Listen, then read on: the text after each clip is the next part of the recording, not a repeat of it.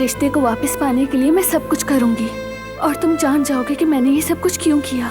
तुम्हें पता चल जाएगा कि मेरी मोहब्बत कभी खत्म नहीं हुई थी। तब मैं पनाह लूंगी तुम्हारे रहम की छांव में बारान का रबे। उन लफ्जों की तकलीफ से जिनसे मैंने तुम्हें जख्मी किया, उसी रहम में पनाह लूंगी।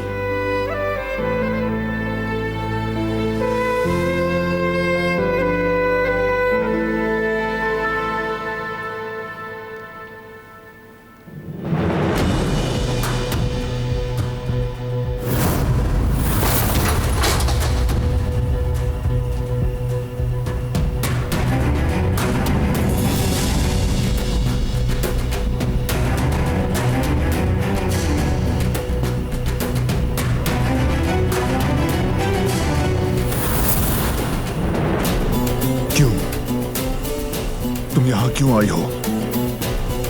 क्या कर रही हो तुम दिलान?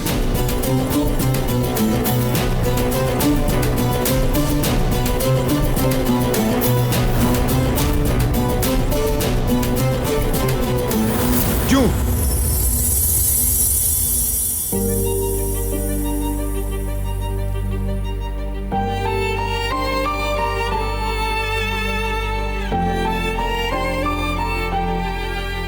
इन आंसुओं की वजह क्या है? क्या छुपा रही हो तुम मुझसे दिलान?